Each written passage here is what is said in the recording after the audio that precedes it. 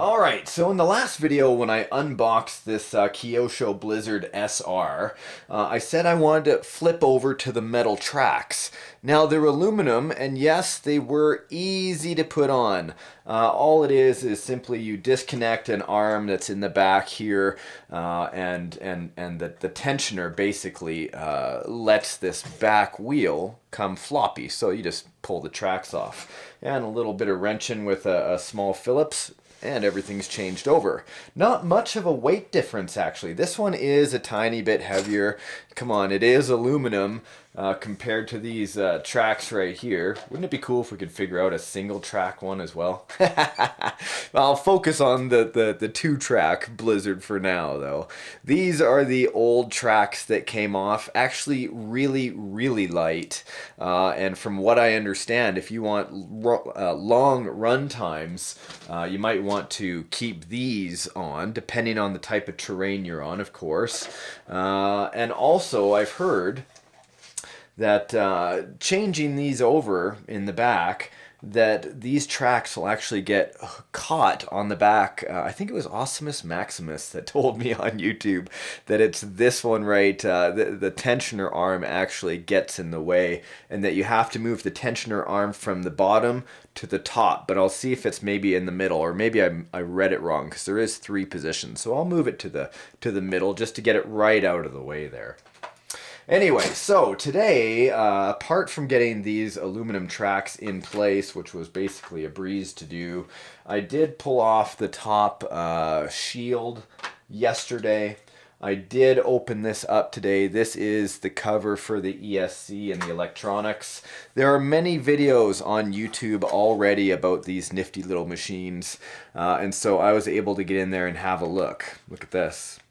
So the receiver is a dual stick transmitter. Okay, this is it right here. The stock transmitter, and I didn't even run this in its stock form. There's enough literature and there's enough video online already showing what stock form is like, and then what it's like with the upgrade. Stock form is fine, guys. It's just, from what I understand, the 2 ESCs in there, and having to control it on the dual stick is not ideal from what I've seen. I would actually like to see this on a pistol grip type of remote, and from what I understand, it's doable with the Sabertooth ESC that I got. Now, what did I just say? Sabertooth ESC. This is from the robot shop. I ordered it. It's just, you can get ESCs, the Sabertooth ESCs, anywhere online. These are the 2 little individual controllers, and what I want to do is swap it out with the Sabertooth to a single controller. Now, let's see here carefully. You guys will get to see it along with me. I do have one of these controlling my bulldozer, a little bulldozer that I have. Receipt. And there it is. Box off to the side. Clunk. Dun, dun, dun, dun, dun, dun, dun. Sabertooth ESC. Now, from what I understand, the instructions are really easy to understand. This is the 2x12, just to let you know there are different models of the Sabertooth here. I'll just kind of flip it around so you get a good look. And there's your wire connections right there. And of course, your receiver connections. Let's have a look at this here. Oh, nice. They're even labeled. One's basically forward and channel 1, and this one is turning channel 2. So let's see how this gets put up together. Right here, so we have battery positive negative, motor 1A, motor 1B. I know you can't see that, but I'll have a look with you right there. Basically what that's telling you is positive and negative. You can see positive battery, negative battery, motor A and B, and then we're going to do motor B, number A and B. Well, letter A and B, sorry. So there, no problem. The other thing I looked at here is I'm also going to want to use a new battery. See how small the gauge of the wire is in here? Pretty tiny. I would think for a nickel metal hydride battery, you wouldn't need anything bigger than that. which is fine, but I'm also going to upgrade the gauge. I do not have my new motors here, and they are the Traxxas Titan 380s I checked. And if I want to keep the blade on the front, yesterday I called it a shovel, I don't really care. Either way, shovel, blade, works for me. This arm right here, when I go to put the new motor in, is going to have to be moved. Now, thankfully on Facebook, I do have a Facebook, rcsparks.studio on Facebook. I have that page. Somebody shared a picture that they actually modded an arm or made a new arm that went over the new installed motor, and I thought it was pretty cool. But for the time being, I'm actually going to unhook this arm right here, which controls the blade up and down, and just kind of get it prepped for the new motors. What I'd like to do today is switch over the receiver and get the new ESC in place. One of the things I've learned that I have to do before any of that happens is you'll see this box, all these separators need to be cut out so the Sabertooth can fit in there properly, right? So let's get out the Dremel. Just unclip these motor harnesses. I like these. These are kind of nice. And that separates those two ESCs, allowing me access to get to the dividers there. Get that out of the way.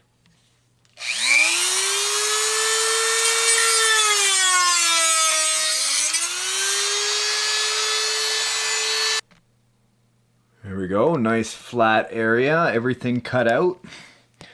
Let's see if I can just flop this in there. Sure can. Also, I may have to run a notch. We'll see if I need to or not, but it looks like there's one there and a very small one on that side.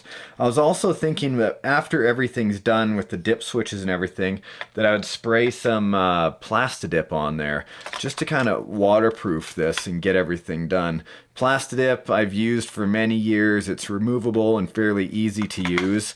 We'll see if I end up doing that, because I wouldn't mind running this, you know, obviously through slushy puddles and fun stuff like that. Alright, right in the back here, this is the on and off switch. So you can see the battery lead right here. The positive leads to the switch, and then the positive continues on into the ESCs, and then they're just chained together.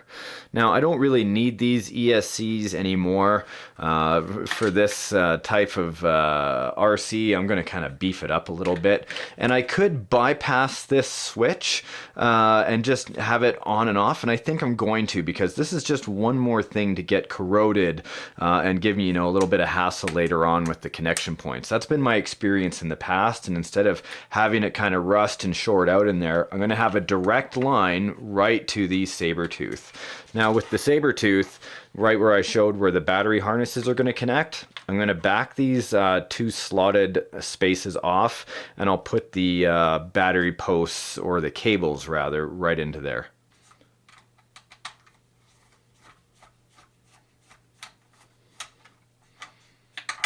There we are. Alright, so the receiver here, you can see, is basically going to be useless to me. This bottom one is for the arm that I said I was going to be removing. I'll do that in the next video, or at least modifying. We'll figure that out. I have to source a rod that I can bend properly just to get the right mod, but that's not until I do the motors. The motors aren't here yet. They're still in transit. So I can take this one out on the bottom. And then the other ones that control the speed of each track, those can basically stay there because I'm not using this part right now.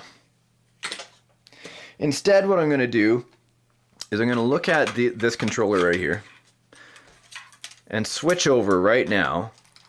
This one says forward, this one says turn, and that one is going to go into my Spektrum receiver that I'm using. Why am I using this one? This one is a 4-channel surface receiver. If I wanted to add a winch or something, I'm going to have auxiliary 1 and auxiliary 2 available to me. And I'm going to plug the steering in to the first slot. Now it's already bound. I keep the bind plug in when I'm not using my receivers, just in case I have to rebind. Come on. Then all you have to do is to take your throttle or your steering controller, or both is basically what it is. Also plug it in. Come on. I've already checked on these servo wires. They don't have a lip like some of them actually do, where it has a lip poking out and it prevents you from getting them into the receiver properly unless you have the right receiver. There we go. Channel 1, channel 2, 2 open slots on the top. Now if I wanted, I could plug this in. Why not? In auxiliary 1. Check it out. This one does have the lip I was talking about. This lip right here doesn't line up with this particular Spektrum receiver. So what I'm going to have to do is nip that one off. And I could either use a big sharp blade, or I could use just a wire cutter. Wire cutter just along the side. Done. Nice and no problem. If I wanted to clean it up just a little bit more, feels like there's a little bit left. There we go. Don't worry about cutting towards myself. Been doing that a long time. Okay, cleaned up. This one can go into receiver 1, or auxiliary 1, pardon me. There. Perfect. Perfect fit. Now, on to the next part. The only part I can really do for today. We'll open up these center battery posts for negative and positive.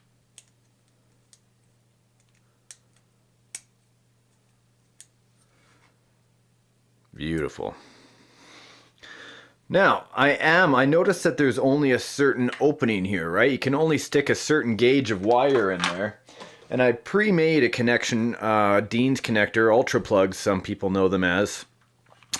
Pre-wired it already, just for ease of use. Hopefully this negative wire will fit in there. Yep, it does. Just perfect. Grab my Axis RC screwdriver, tighten that down so it's a good connection. 1. Make sure the ends are not poking out. We don't want any kind of shorting here. There. Give the wire just a tiny twist as I put it in there, just so it kind of keeps all those cables or cords of the wire together. The wires of the wire. Nice and tight. Nothing's going to pull out. There. And then the lead is on. You know, I am going to cut a notch for this battery lead just to kind of sit down in here. Let's get out that Dremel again.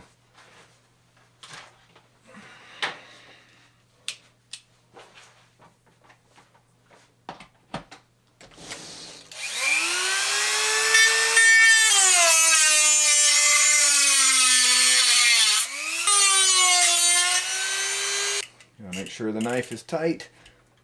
There we are. Okay, that way I can run wires both ways without kind of anything inhibiting them. So there we go. Everything has been installed for the ESC and the new receiver. You can see, there we go, there's the battery leads, because the battery goes, I'm not flipping you the bird, don't worry. The battery goes right under here with that strap. So with these leads coming out, that's perfect. Then when we get the motors, I'll rewire the motors with a thicker gauge as well, and of course we'll go over mounting those. I've never done this before.